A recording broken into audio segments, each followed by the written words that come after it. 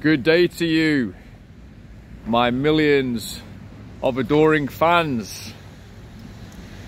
I am Joseph, the Language Lothario, and you are my cunning linguists. Welcome, welcome, welcome. Here I am in Sarajevo. I'm on the east side of Sarajevo in Bosnia, the famous city we all know from the 90s.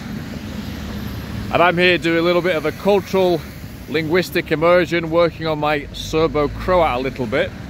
Just doing a little tester. I'm just dating Serbo-Croat for a few months. Just seeing how things go with this interesting language. And yeah, welcome to my channel. And so on this channel, I'm going to be sharing all of my principles as a language learner, a language teacher, a language acquisition coach. And I'm going to be giving you guys absolute gold, pure gold from the bottom of my soul, from the bottom of my heart, from my guts, on this process of language acquisition, on this journey of language acquisition. Okay, your language is your lover. You must burn with fire and passion for this love, for this flame. And so I'm going to be sharing all sorts on that front. And I'm mostly going to be walking around, ranting into this video camera in a pair of sunglasses, despite the fact it's great, because, I don't know, I just wanted to wear the sunglasses today. So yes, yeah, my own language journey. I started off like a lot of people. Well, I started my own language journey, started with my own language. I'm a native English speaker, of course. And that's a language journey we've all been on. We all have a native language. So that's an important thing to remember for anyone who thinks they suck at languages. Well, hopefully you're not a mute. You at least speak one language. You at least speak one. So your brain certainly has the capacity. It's obviously different when you're learning as an adult, but still you have the capacity. You still have a lot of neuroplasticity as an adult. So that was my first language that I acquired. My second language was French. I was very fortunate when I was a young man to have a beautiful childminder from Algeria. And of course, she taught me French. She could have taught me anything and I would have sat there in rapture. So that was my second language. Yeah, I learned that through school and so on and so forth. I went on to study at quite a high level, well, a very high level, frankly. And yeah, so that's my second language. My third is Spanish. I started that at 14. And this is where the real sexy señorita came into my life. The Spanish language, the beautiful language in its many variants all over the world. Yeah. So yeah, that was my third language, and that to this day is my lifelong passion and obsession, is the Spanish language. I absolutely adore it. I bathe in it. I am just endlessly enamored and enraptured with this language.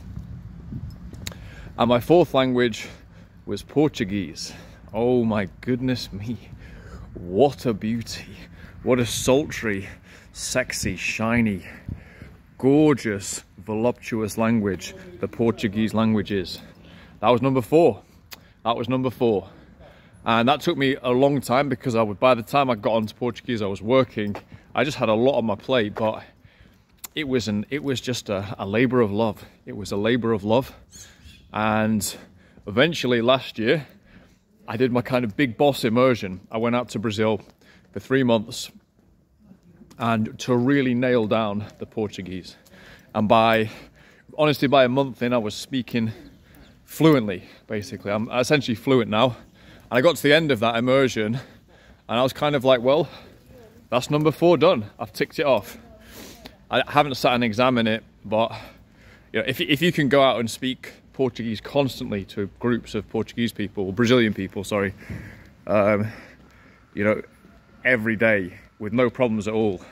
I didn't speak any English out there. I only spoke Portuguese the whole time.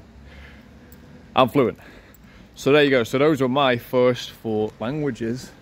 And now out here in Bosnia, yeah, can you see these little holes in the wall here? You see these little holes? Yeah, they still have some remnants from the 90s here.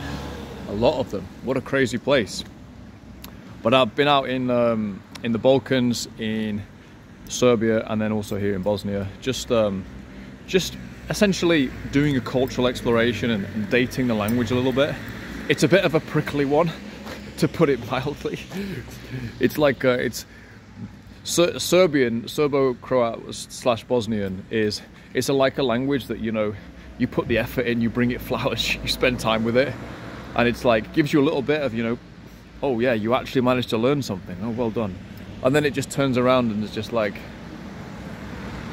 you disgust me, and then just walks away inexplicably. So that's the yeah, that's this language. We'll see where it goes. It's just nice to always be learning something. And so that's my own personal journey as a language learner, as a language instructor. I've been a language teacher for the last 15 years, working with people on their Spanish and their French. But actually, one of the biggest things I've been doing for the last 15 years is coaching people on their English, because English is now the international language. It is the lingua franca of business, of science. 98% of scientific papers are now published in English. So a huge part of my work has actually been working with these international people, mostly professionals, some young people as well, but many professionals, from accountants to lawyers, even to, I had a shipping magnate, a guy I went and did an immersion program with in France. He had a shipping company. He had all these crazy tankers and ships and stuff, and we were doing he was Italian, we were doing an English language immersion out there. So many brilliant students, so many brilliant stories. I've got all these fascinating people that I've worked with. So that is my professional life as a language instructor, specifically working with many professionals. So this channel is all about the language journey. It's all about the cultural journey that we go on as language learners, language explorers. For me, it's so much deeper than language exploration. I cannot tell you how much deeper it is. Okay, principle number 1 on my language learning manifesto, point number 1 is, you're not learning a language, you are embracing a people. Okay, so it goes so much deeper. And yeah, for anyone learning a foreign language, you have to fall in love with the culture. And if you don't, this is also my language learning manifesto. You do your 90-day, you date your language for 90 days. Maybe you go out to do an immersion somewhere, and if it doesn't work out because you're just not in love, then you just move on and you have great memories. Okay, you have great memories. So yes, my love affair with German lasted about 30 minutes and I moved on, but I have great memories from that 30 minutes listening to German, after which I nearly threw up. No, it just doesn't jive with my ears. That's why I went down the Romance language route. So yeah, this is a principle of this channel. You're just going to see me walking around different places. I do all my teaching remotely, so you see me walking around different places, and I'll be coming to you from all sorts of exotic locations. There's some nice mountains in the background here. I'm on the outskirts of Sarajevo. But I will be coming to you from all sorts of exciting locations. And yeah, I don't have any particular goals with this channel at the moment, other than to express my undying love for learning, language learning specifically, but much deeper than that, embracing cultures, embracing people, the people that we choose to embrace, right? And that encompasses everything: the music, the art, the cinema, the dance, everything. We're going to talk about all of it on this channel. So without further ado, my cunning linguists, I will leave you there. Joseph, the Language Lothario, coming to you from Sarajevo. Dobar dan. Dobar dan, that means good afternoon in Serbo-Croat. At least I learned something from that prickly mistress that is the Serbo-Croatian language.